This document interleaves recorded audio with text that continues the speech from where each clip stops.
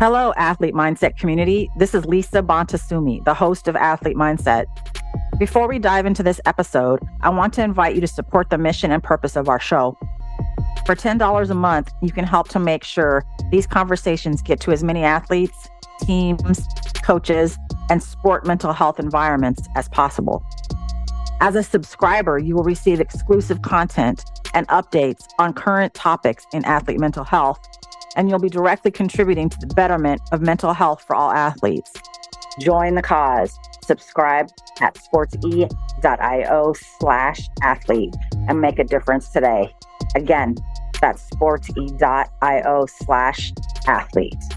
With your support and amplification, we can ensure more voices are heard and more individuals and communities are positively impacted.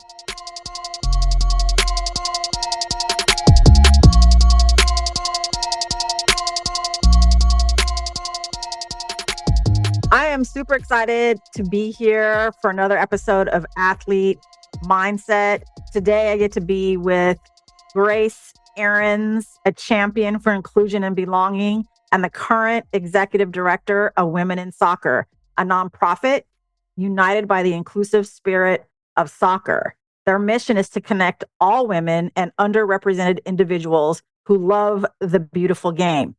Whether you're on the field or cheering from the stands, work in the business, want to be in the business, or are a passionate change maker, the Wiz Network is here to support. Hey, Grace, thank you so much for being here. Hi, Lisa. Thank you so much for having me. This is great. It's going to be awesome. We're going to have some fun.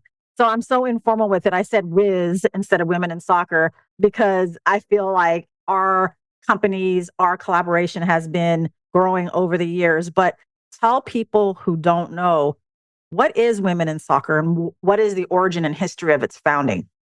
For sure. Thank you once again for having me. This feels like just another chat between you and me, which, we've had plenty of these. So I'm hoping your audience enjoys this as well. Women in Soccer, was born at the very end of 2020. And we can all take a moment and close our eyes and remember where each of us was at that time. But it was born from a need from a thirst for community, from a thirst and an appetite for knowledge. And everybody was in seek of connection. And so I think Women in Soccer in the very beginning came as a place where people who were underrepresented in soccer, which means people that identify as women or queer, came to this space, found each other, found resources that would help them learn, would help them connect, and would help them advance in their careers. Women in Soccer eventually morphed into this beautiful national network of professionals that either work in the industry or are aspiring to work in the industry of soccer. Yeah. And it's become a much more clear objective for us to continue to grow that network so that we are responding to the needs of an ever-growing, fast-paced industry. And the trajectory that soccer has in this country, both male and female, is just incredibly fast. And Women in Soccer is a network that is here to respond to those needs and make sure that as the industry grows, it grows also in an equitable way, thinking about including those who have historically been underrepresented into the business side of the sport. No, it's amazing. It's an amazing organization. A lot of your predecessors, and now you are carrying the message forward, the Rachel LaSalas, the Courtney Levinsons of the world. So it's just so cool to have it keep growing and responding to the specific needs as our world changes, as our society changes. It's so really my honor and pleasure to be working alongside you for the same mission. What I love about Grace and I is that we have a lot of different intersecting sort of points in our lives and who we are as women. We're both social workers. Let's go. We both have personal stories that align a little bit, and we both have interests in sort of peak performance and the overall well-being and mental health of our sport ecosystem. So let's start with that. Grace is a social worker by trade. Why now? Who is Grace that would bring you, with all of your intersecting multiple, diverse, beautiful identities, to Women in Soccer at this time in your life? That is such a great question. And whether I'm addressing this in a professional setting or a personal one, I'm always like, do you have 5 minutes? So hopefully we have more than that. We have as much time as you need.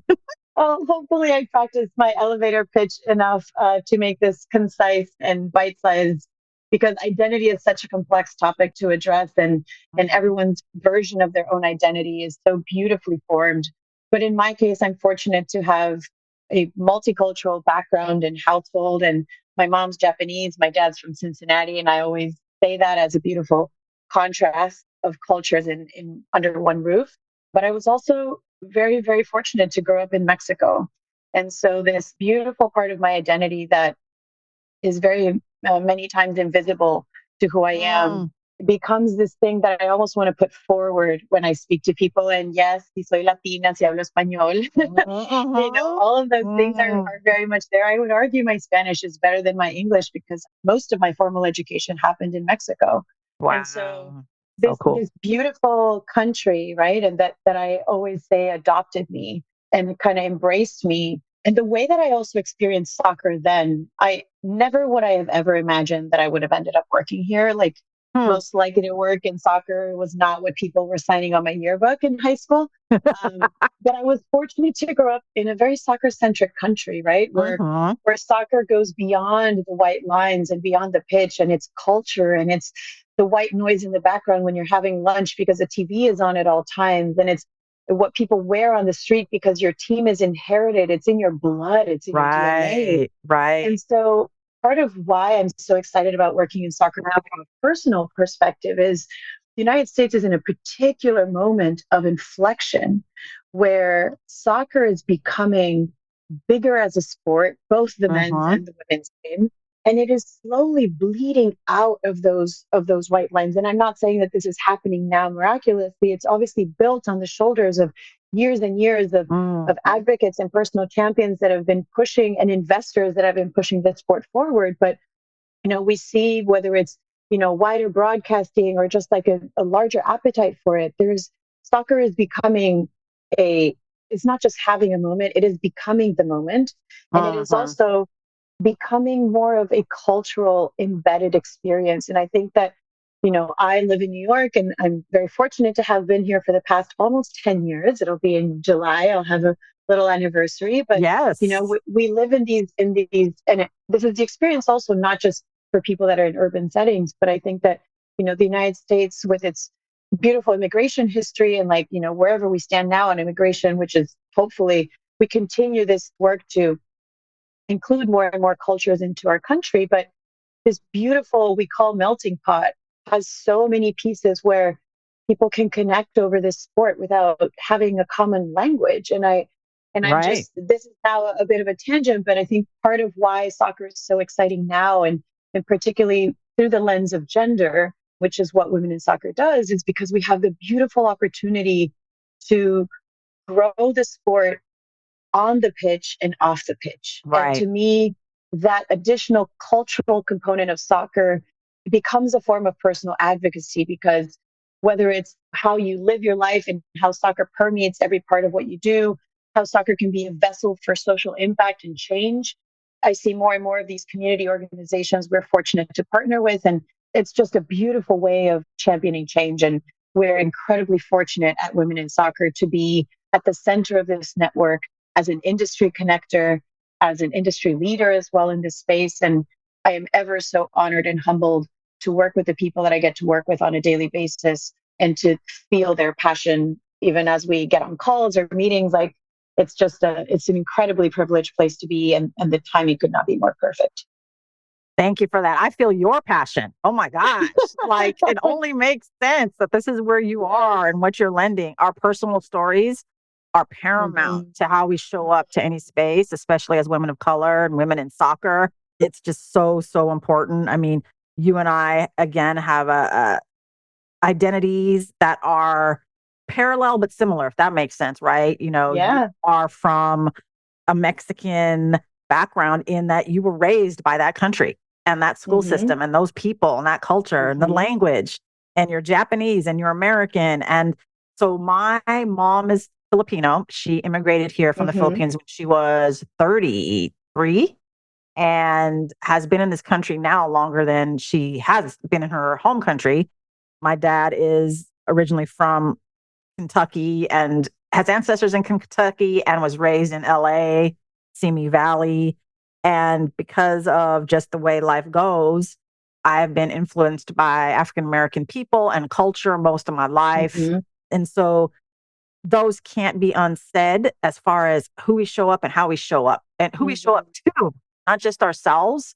We are, like you said, beautifully connected and sort of built to be for right now, for this moment. Mm-hmm. And so the choice to be here and working with women in soccer, what is it that moved you about this organization that said, hey, Grace, this is where I want to be?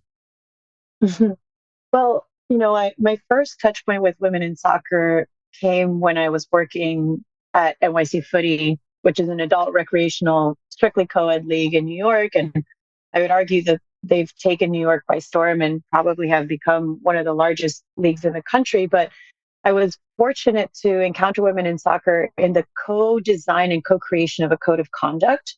I mean, this was Hmm. intended to reflect, the women in soccer values and values of inclusivity and making sure that it wasn't just, how you address people or like asking them for their pronouns when you're meeting them, especially when you're running a co-ed league, identifying gender, educating people on that was a really important component, but making also Mm-hmm. sure that the code of conduct was one that would safeguard people's identities and that people would feel safe to play on the pitch, like Mm-hmm. both physically. And so it was a combination of like red card, yellow card, like what creates this system, and also just like how do we make sure that people are here for the right reason and people stay for the right reasons. It was intended to create like a translation of these values onto the soccer game. And I just fell in love with the work that they do. We partnered over the course of a couple of years during my tenure there in many different capacities, but the work that Women in Soccer was doing was so on the forefront of this value that I hold dearly of inclusivity and belonging. And to me, that was just incredibly magnetic. And so when this opportunity came up, it was such a good fit. It's like hard. it was hard to deny, right? It was like Mm-hmm. Mm-hmm. You just the kind of know, universe, you the feel it. timing. Yeah. You Yeah. do. And Yeah. and I hate that this answer isn't more concise, but I feel like some of my friends who are in very successfully partnered relationships express something similar where it's like when you know, right? Yeah. And the Yep. the timing of it worked out. It's incredibly, the value alignment is so, the Venn diagram is so overlapped. It is just a strong, bold circle. And to be still working in the industry of soccer, and I was not sure if I was going to stay in the industry of soccer, but to still be in this industry as the beautiful game continues to grow in this country was just an amazing opportunity I could not let go of. And I'm very excited to, I was mentioning earlier, Women in Soccer was born during the pandemic, and there Yep. were specific needs it was responding to, both from its community members and the industry, right? And I think that Yep. soccer, if we were to take a snapshot now, compare it to a snapshot then, is in a very, very different place. Our community is in a very different place too. We're just north of 4,600 members as of now on a national level and growing and It's amazing. rapidly so.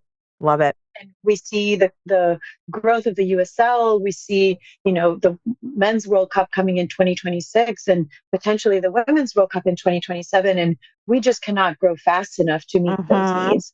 And we see an appetite from our members. There's an appetite for knowledge and resources and connecting with each other, but there's a huge need for doing things in person. And so there's, Yep. how do we translate this beautiful online community we've built into an in-person experience that still feels inclusive, still feels true to our values, and ensure that those who are in less densely populated areas still have access to the programming that we have to offer. And so that's kind of where we are. And this is a little bit of a sneak peek of behind the scenes, but that's where we are as women in soccer. And we're so fortunate to be in this like neutral industry connector, right? Like being able to Yes. work with, the leagues, the clubs, and the community organizations equally makes us it's just an incredible privilege to be able to work on those different levels and tiers. So it's really fun. No, I'm sure it's a unique position to be able to be a part of everyone and everything.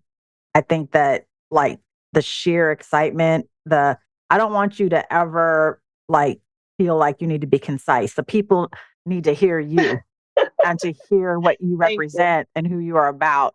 It's important because you don't know who's listening.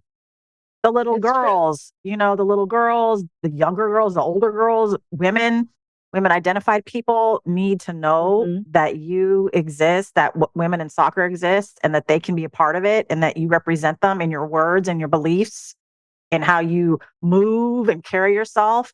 It's super important. I think too many times, we as women, at least I'll speak for myself, I'm told to calm down or not speak right now, or that's too much, or I'm like, like that, you need to hear this. Just because, Yes. you know, I don't think it's how much I say, but it's what I say and that you don't like that, Hmm. or like you're not ready Hmm. to hear that or whatever. And so Hmm. any woman in my space, I'm always going to tell them, like, shine your light, be you.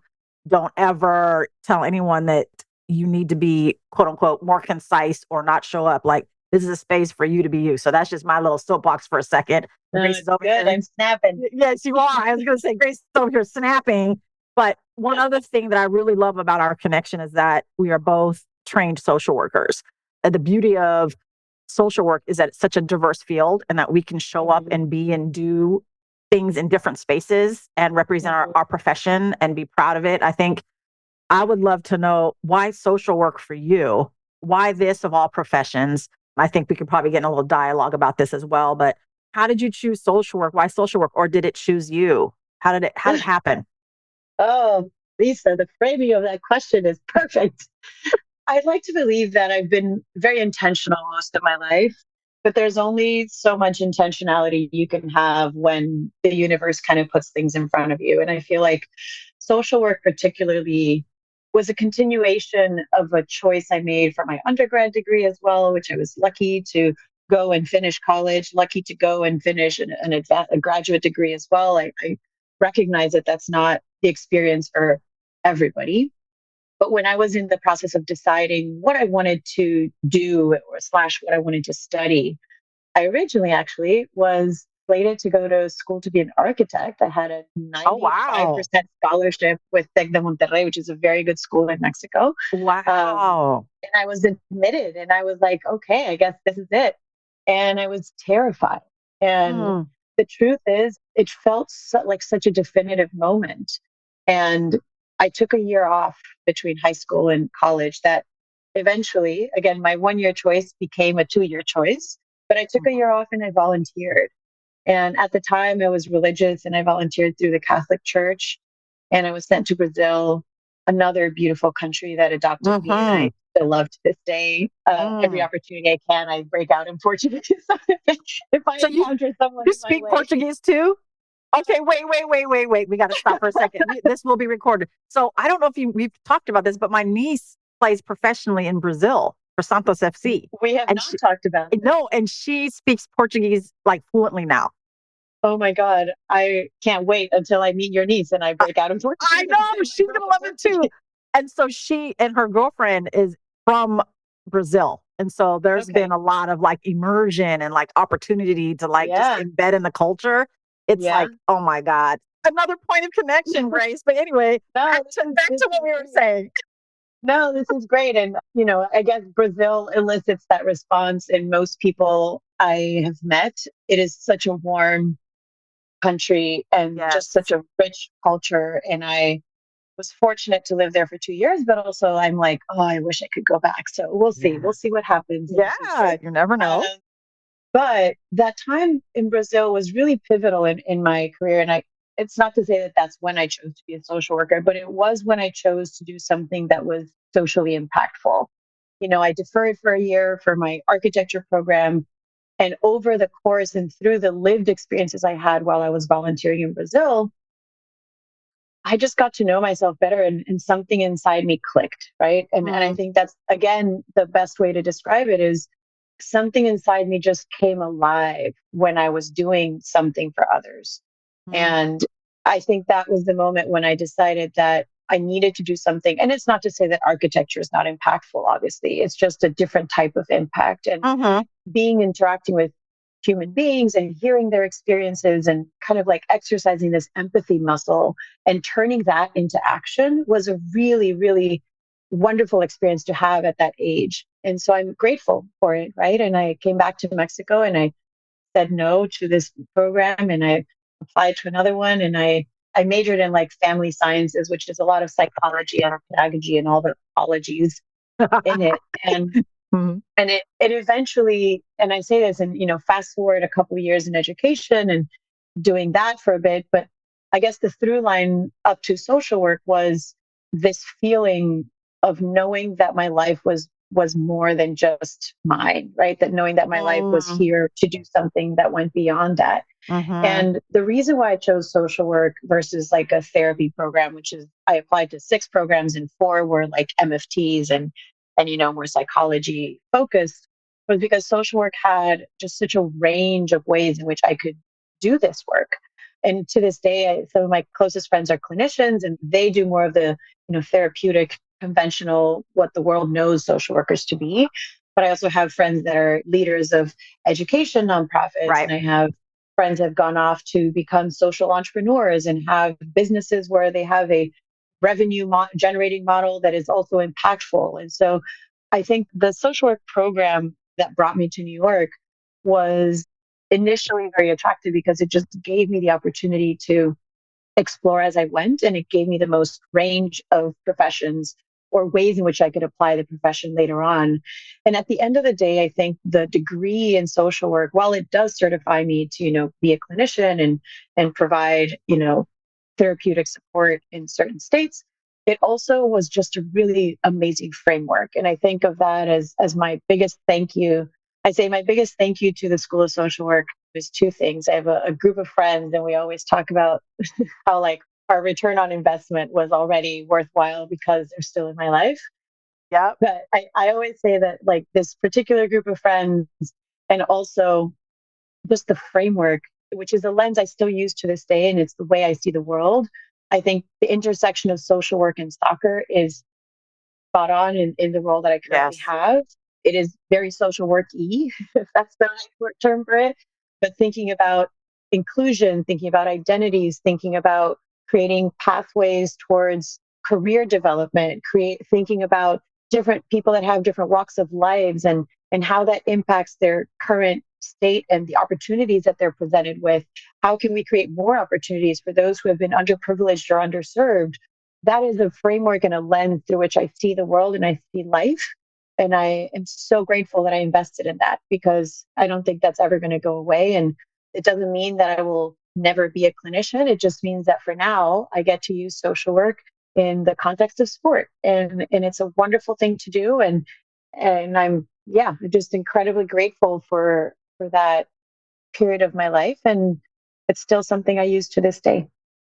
No, it's amazing. I mean, like you, the profession of social work represents the values that I have as a person. Yeah. And I didn't find many professions like that in the helping profession, like Yeah. the in on paper, like the MFT, the psychologist. That's just on paper. I know a lot of MFTs, including my husband and psychologists, who very much value that, but the profession, the history of it. And I think being able to have moments like this where we can highlight the different ways social work profession can show up in Yeah. different industries. Like I Yeah. am a clinician, that is my Mhm. primary thing, licensed Yeah. clinical social worker. Because a lot of people who don't know enough about social work, they're like, oh, it's interesting. You're working in sports, but like I thought social workers like help doctors or like actually are in Uh-huh. charge of like keeping kids safe and possibly removing them from their homes. I'm like, Yeah. there's a history to that in our field, and there are people who do that Yeah. in proper context with proper evaluation, and it's not a Yeah. silo, and we don't do it alone. But there are different roles that we play, and just being able to Yeah. say like, oh, and like model for other up and coming social workers that there are different ways that you can show up in sports, being like a clinician to athletes, and also having that community aspect of training and education from a macro perspective as well is important. So thanks for like shedding some light on our profession that I know we're both proud to be a part of.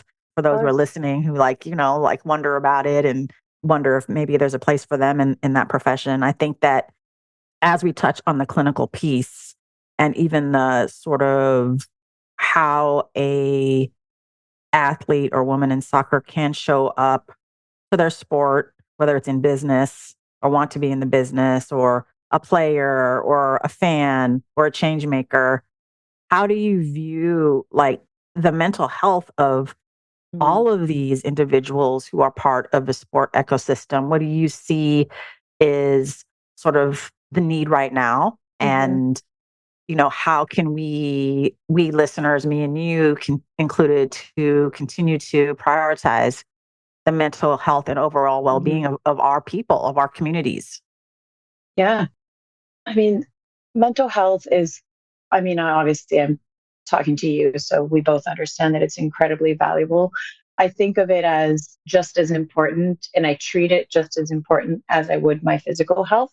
The same way that if I've gone 2 days with, midnight French fries, you know, it's Right. like, maybe it's time for some broccoli. Yeah. Maybe it's time.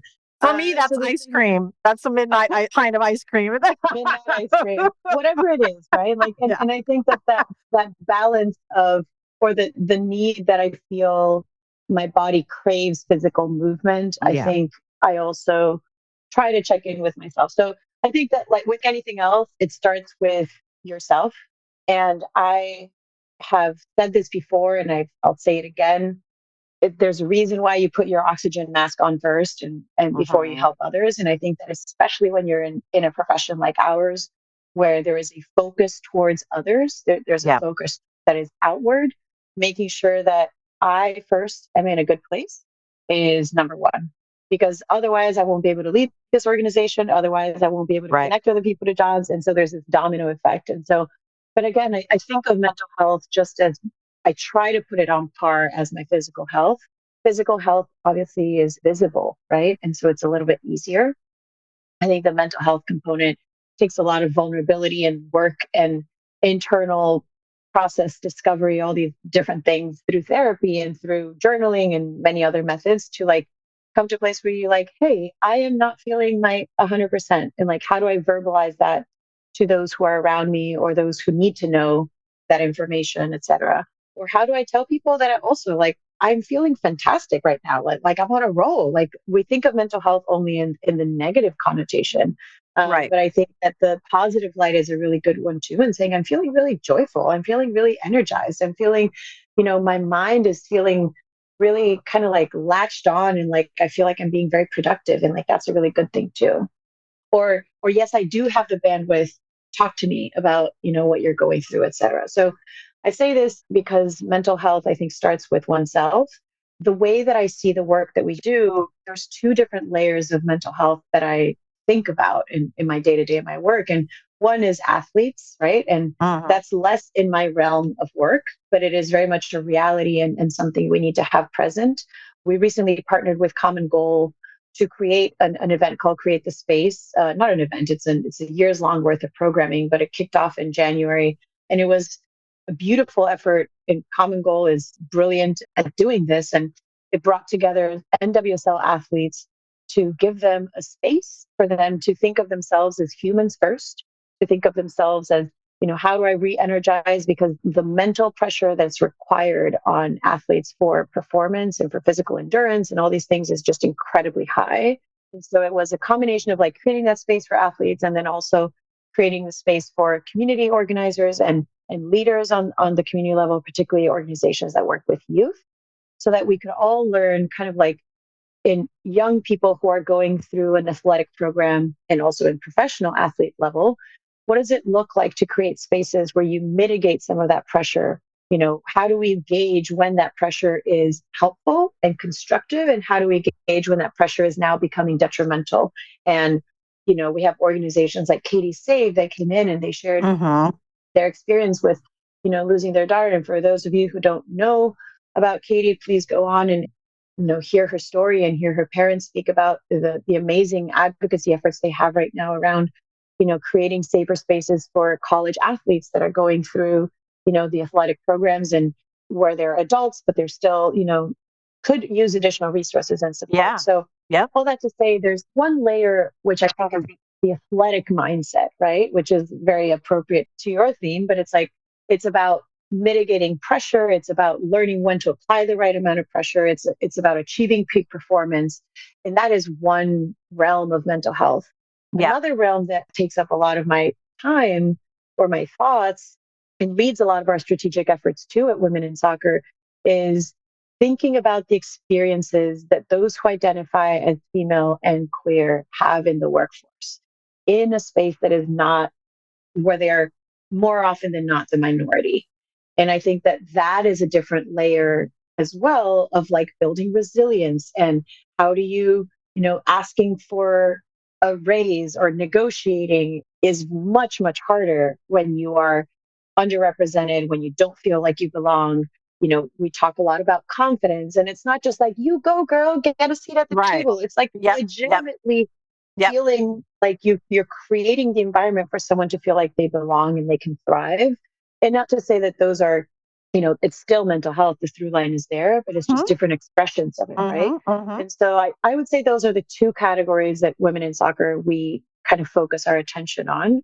And so through programs like the one with Create the Space and Common Goal, we push forward the narrative of the need for mental health, not just to be addressed from a conversational standpoint, but also from action. So what are we Yes. doing to take a lot of this really good thoughts and ideas and conversations that are being had in the mental health space, and how do we apply that into practice and actually create a space, make a gap for people to like have the space, have the buffer to like take action? How are we training and upskilling our community organizers so that they can then take that back to their communities and teach these principles to their young athletes so that when they get to a professional level or to a more highly demanding athletic performance level, they have the means that they need to cope with this pressure and maintain a healthy mental state. And so, Women in Soccer, we're fortunate to navigate both of these spaces, and we're fortunate Yeah. to work with athletes and clubs and thinking about with leagues, et cetera, like how this is being addressed, and also thinking about how does mental health impact people who are underrepresented in the workforce. Mm-hmm. And that is not uncommon to the experience that people who are minorities in every part of their communities experience as well. And so from an education standpoint, or like our personal advocacy, that those are resources that we will always be inclined to produce. Those are webinars and conversations we will always be inclined to host and elevate not just those voices, but those actions as well in our space. No, it's fantastic. It's a nice sweet spot that you occupy, that you're not excluded from any space, that there's inclusivity already in the way that you can reach these different populations, and so very important. As a mom and tita slash auntie of two Mm-hmm. queer identified women, it is so important that Mm-hmm. anything I can do and anything I can do in my life and in my presence in my day to day with them, to always let them know that they deserve to occupy any space that they want to be in, and have the skills and put them in front of spaces and people and organizations, and to be themselves is like something that if I couldn't or wouldn't or didn't do would make me not whole. And so, as a family member to queer identified women, it's important. And so, I'm so grateful for what Women in Soccer does, what they represent, what you're doing day to day with your team. And I can't appreciate enough for the time that you've spent with me today. I look forward to our ongoing conversations. There's more. We could have done a part two, three, four. Maybe we will. Maybe we On will. Let's on do this it. conversation, and looking forward to continue me personally and the work I do individually and the work I do with Ath Mindset to continue to uplift the values of women in soccer, or else I wouldn't be affiliated. I mean, period, the end. Yeah. It makes sense. Like we have been talking about, that's been our through line. What makes sense? What are we Yeah. connected to? What moves us? What lends to our purpose is so very important. So it's my honor to know you and to Mhm. continue to build and create spaces for generations to come. So thank you again so much for your time today. Of course. Thank you for having me. And I just wish the world had more Lisas. How can we clone you? Like, I'm just like out here snapping, saying, like from a personal perspective to what you do professionally, I think this is, again, I feel your passion. It comes through, and I see it in the work that you're doing as well. And we're excited to have you in our network. We're excited to have you as someone whose expertise we can tap into and share with our community. As I mentioned, we're growing, and our biggest call to action these days is whether you want to follow us through our newsletter just so you know what's happening in the space, or if you're someone who personally either works in the industry or wants to work in the industry and this is how we're reaching you, please join our network. It takes 2 minutes. And it's free. And it's free, right, Grace? Free. Yes. And it's free. And we will continue to offer this service for free, because we believe that that's the best way to increase accessibility into this space. Just because it's free, don't take it for granted. Right. And don't feel like it's cheap. Hey. Don't feel, because it's free is not cheap. No, it's different. That's a t-shirt. That's a t-shirt right there. Maybe that's the merch line we've been waiting for. But anyway, all that to say is it's an honor for women in soccer to count on you as one of our experts to lean on and to work with. And we're very excited for what's coming. The industry is growing very, very rapidly, especially over the next 3 to 5 years. And everyone should stay tuned into this space and just watch what's happening. It's amazing to have a frontline seat to this all. So thank you for having me again, Lisa. Yes, thank you. And yes, please stay tuned. Will do. Everybody, let's go. Let's go. Let's go. Thank you, Lisa. We'll talk soon. Yes, for sure. Athlete Mindset is part of the CADSource Podcast Network. At CADSource, we love podcasts. In fact, we love building podcasts, everything from development to production. Because of all that, we're growing this one-of-a-kind podcast network. If you have a podcast or looking to launch a new podcast, then we should talk. You can message me on Twitter at Eric_Kaz, or hit us up any way that works for you by searching CADSource on your social media app of choice. Let's talk about your podcast joining this one-of-a-kind podcast network, the CADSource Podcast Network.